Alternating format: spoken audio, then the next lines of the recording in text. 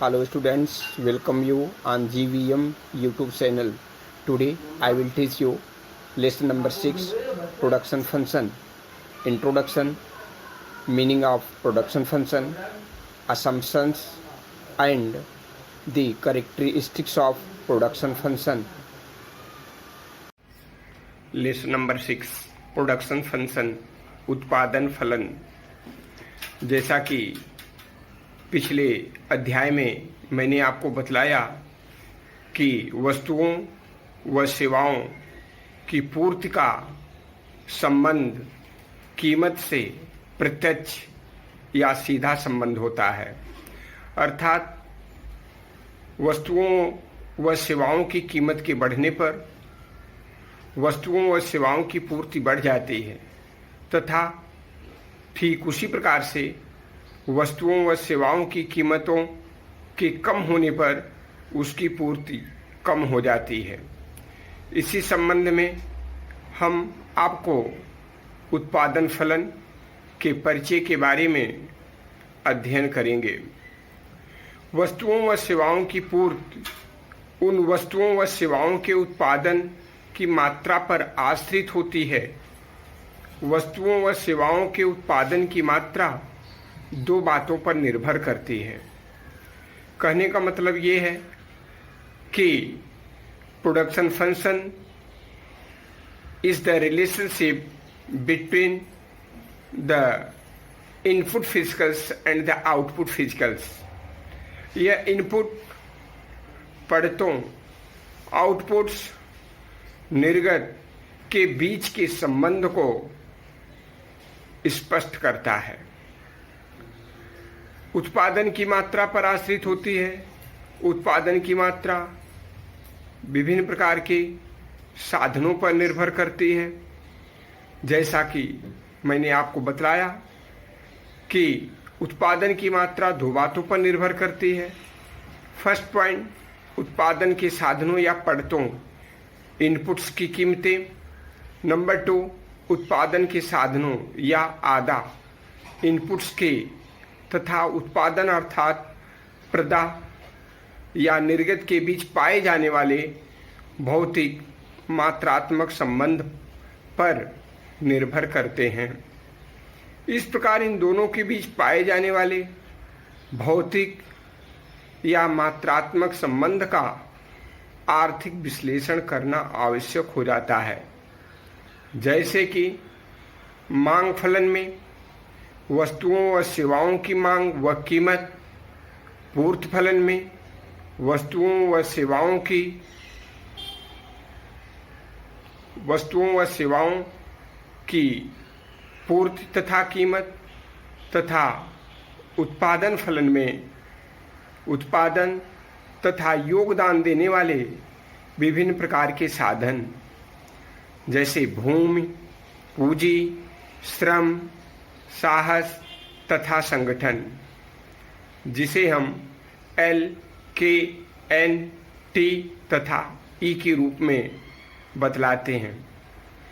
Labour, capital, natural resources, lands, T, technicals, A, management, प्रबंधन के बारे में बतलाता है।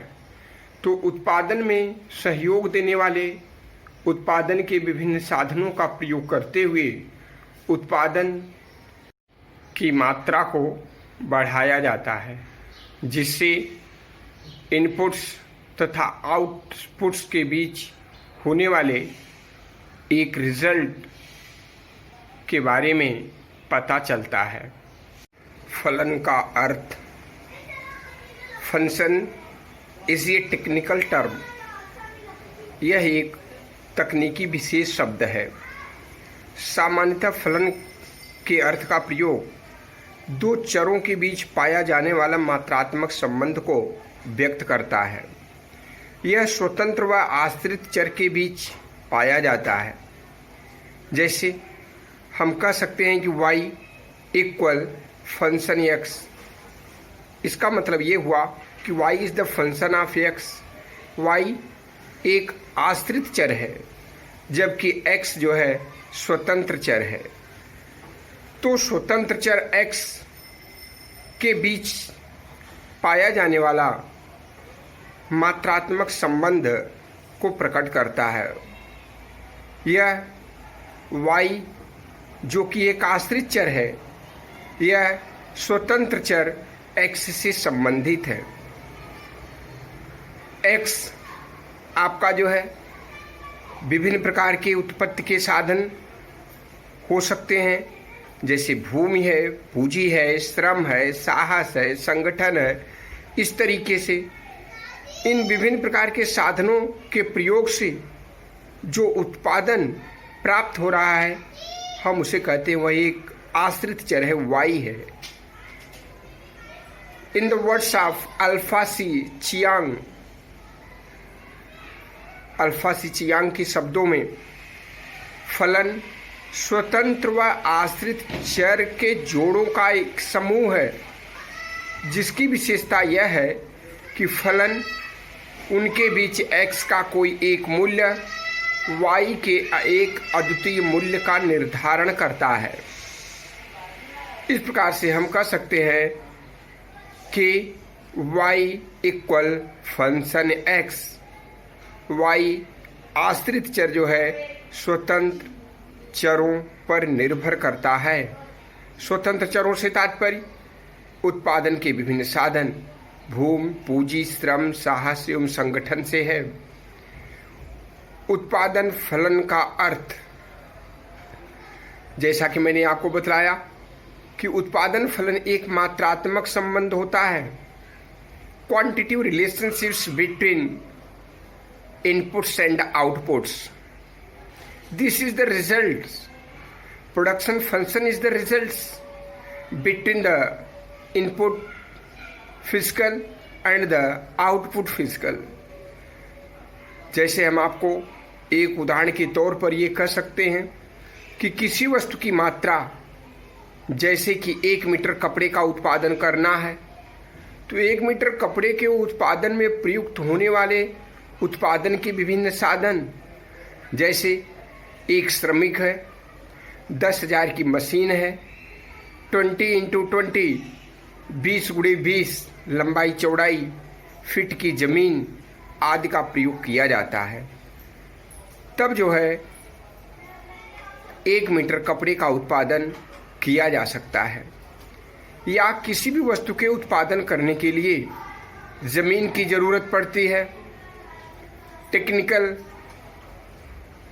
मशीन की जरूरत पड़ती है, श्रम की जरूरत पड़ती है, प्रबंध, कुशल प्रबंध एवं साधनों की आवश्यकता पड़ती है।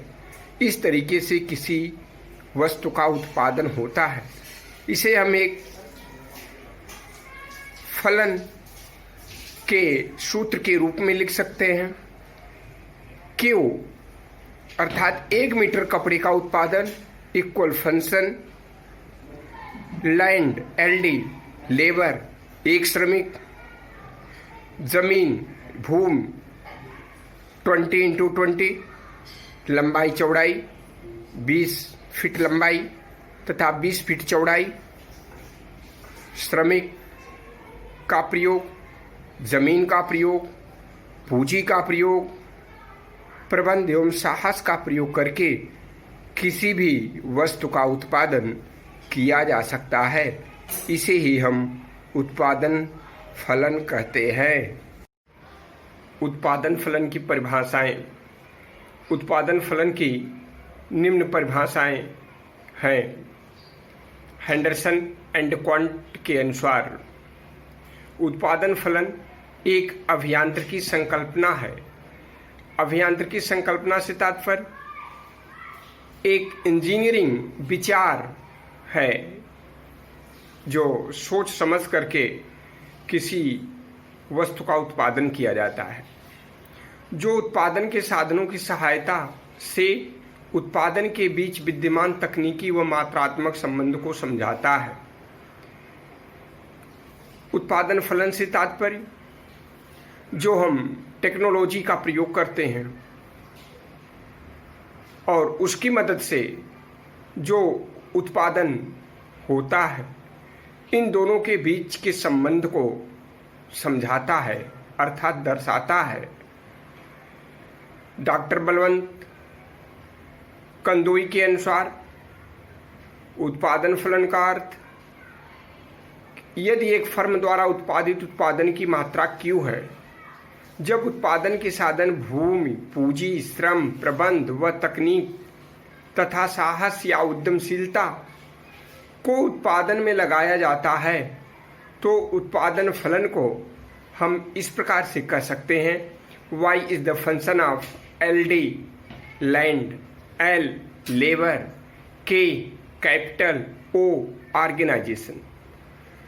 तो कहने का तात्पर्य यह है कि उत्पादन फलन जो Q है, Y है, क्वांटिटी है, Y एक आश्रित चर है तथा स्वतंत्र चर भूमि, पूंजी, श्रम, साहस तथा संगठन के बीच आपसी संबंध से उत्पन्न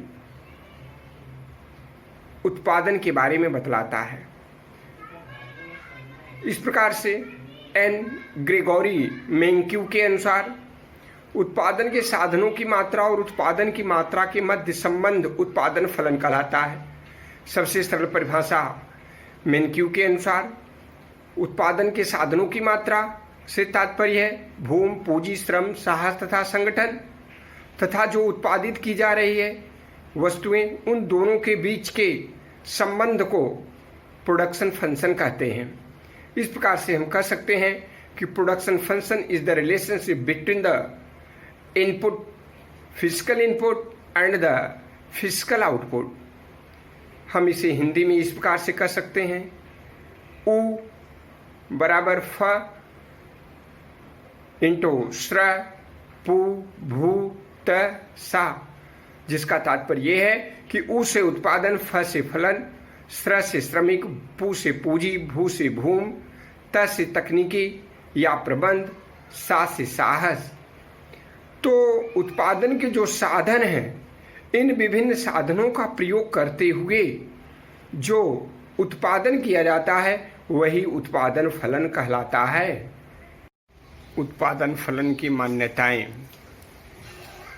मान्यताएं वे दशाएं या शर्तें होती हैं जिन पर नियम या सिद्धांत निर्भर करते हैं। इन आवश्यक मूलभूत बातों का पूरा होना किसी नियम व सिद्धांत के वास्तव में खरा उतरने या पूर्णतः सत्य सिद्ध होने के लिए आवश्यक होता है।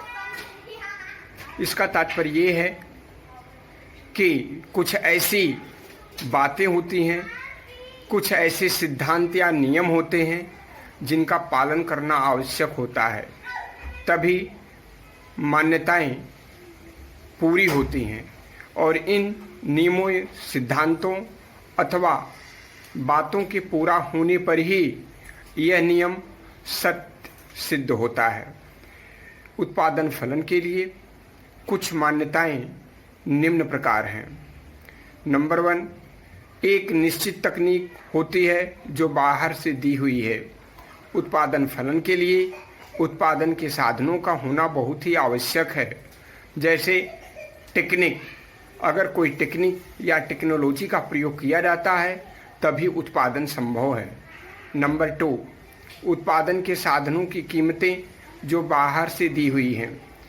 उत्पादन में प्रयुक्त होने वाले साधन जैसे भूमि, पूंजी, श्रम, साहस तथा संगठन, इन सब की कीमतें बाहर से डिसाइड होती हैं। इनकी कीमतें खुद उत्पादक निर्धारित नहीं कर सकता है, इसकी कीमतें बाहर से ही निश्चित होती हैं। नंबर 3, एक निश्चित अवधि या समय। उत्पादन फलन के लिए आवश्यक है कि इसका एक निश्चित समय होना आवश्यक है। एक निश्चित समय के उपरांत ही उत्पादन फलन संभव है। निश्चित समय के उपरांत उत्पादन फलन संभव नहीं होता। नंबर 4, उत्पादन के साधनों के संयोग अनुपात एक सीमा तक ही बदल सकते हैं। कुछ उत्पादन के साधन ऐसे होते हैं जिनको एक सीमा के बाद परिवर्तित किया जा सकता है, जैसे श्रम है, पूंजी है। इनके संयोग को एक निश्चित सीमा तक ही बदल सकते हैं। नंबर 5, उत्पादन के साधनों की आपस में समरूपता होती है। उत्पादन के जो साधन प्रयोग किए जाते हैं, जैसे भूमि है, पूंजी है, श्रम है, साहस है तथा संगठन है, इनकी आपस में समरूपता होनी चाहिए। अगर इसमें से कोई भी साधन समरूप नहीं है तो उत्पादन फलन संभव नहीं होगा। नंबर 6, उत्पादन के साधनों की परिवर्तनीयता संभव है। उत्पादन फलन के लिए आवश्यक है कि कुछ ऐसे साधन हों जो परिवर्तनीय हों। यदि उत्पादन के साधन परिवर्तनीय नहीं है, यदि उनको परिवर्तित नहीं किया जा सकता, तो ये मान्यताएं सफल नहीं होगी और बिना मान्यताओं के उत्पादन फलन संभव नहीं होगा। नंबर 7, उत्पादन के साधनों के परिवर्तन की प्रक्रिया एक एक करके की जाती है। उत्पादन के जो साधन हमने आपको बतलाया, उसका परिवर्तन एक साथ नहीं किया जा सकता, बल्कि एक एक करके, जैसे भूमि को घटाया बढ़ाया जा सकता है, पूंजी, श्रम, साहस, इन सब में परिवर्तन एक साथ नहीं होता, बल्कि थोड़ा थोड़ा करके, एक एक करके उनको परिवर्तित किया जाता है, जिससे हमको एक सकारात्मक रिजल्ट प्राप्त होता है। नंबर 8, उत्पादन के साधनों का एक सीमा तक ही प्रतिस्थापन किया जा सकता है। जैसा कि मैंने आपको बताया कि हर एक स्थिति को प्राप्त करने के लिए, रिजल्ट को प्राप्त करने के लिए एक निश्चित सीमा तक ही किसी चीज़ का प्रयोग किया जाता है।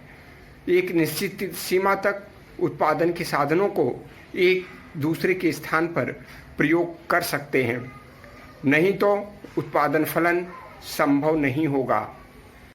नंबर 9, अल्पकाल में उत्पादन के स्थिर साधनों की पूर्ति बेलोचदार होती है, क्योंकि अल्पकाल में उत्पादन के साधनों को बढ़ाया नहीं जा सकता। जब उत्पादन के साधनों में कोई वृद्धि नहीं होगी तो पूर्ति बेलोचदार होती है, अर्थात पूर्ति की मात्रा को बढ़ाया नहीं जा सकता, क्योंकि अल्पकाल में हमारे पास इतना पर्याप्त समय ही नहीं होता कि हम पूर्ति की मात्रा को बढ़ाएं। यदि दीर्घकाल होता तो ये संभव था कि साधनों को बढ़ाया जा सकता था, पूर्ति की मात्रा को बढ़ाया जा सकता था तथा पूर्ति बेलोचदार की जगह लोचदार होती। लेकिन मान्यताओं के अंतर्गत अल्पकाल में साधनों की पूर्ति को बढ़ाना संभव नहीं है, इसलिए पूर्ति बेलोचदार होती है। नंबर 10, फर्म का एक उद्देश्य लाभ अथवा उत्पादन का अधिकतमकरण करना होता है। हर फर्म का एक उद्देश्य होता है कि वह अधिक से अधिक लाभ प्राप्त करे। हर उत्पादक अपने लाभ को अधिकतम करने के लिए, अपने लाभ को बढ़ाने के लिए अधिक से अधिक उत्पादन करना ही उसका एक मुख्य ध्येय होता है। इसलिए फर्म का उद्देश्य अधिक से अधिक उत्पादन करके अधिक से अधिक लाभ प्राप्त करना होता है। 11, उत्पादन में साधनों का उपयोग पूर्ण कार्य कुशलता से किया जाता है। उत्पादन करने के लिए एक फर्म द्वारा या एक उत्पादक द्वारा जितने भी साधनों का प्रयोग किया जाता है, चाहे वो भूमि हो, पूंजी हो, श्रम हो, साहस हो या उद्यमशीलता हो, इन सब का उपयोग बड़ी कुशलता से, बड़ी समझदारी से, काफ़ी विचार विमर्श के साथ किया जाता है। इस प्रकार से उत्पादन फलन संभव होगा। यदि इन सब में कोई परिवर्तन होता है तो उत्पादन फलन में भी परिवर्तन होगा। उत्पादन फलन की विशेषताएं, विभिन्न परिभाषाओं के आधार पर हम यह कह सकते हैं कि उत्पादन फलन की निम्न विशेषताएं होती हैं।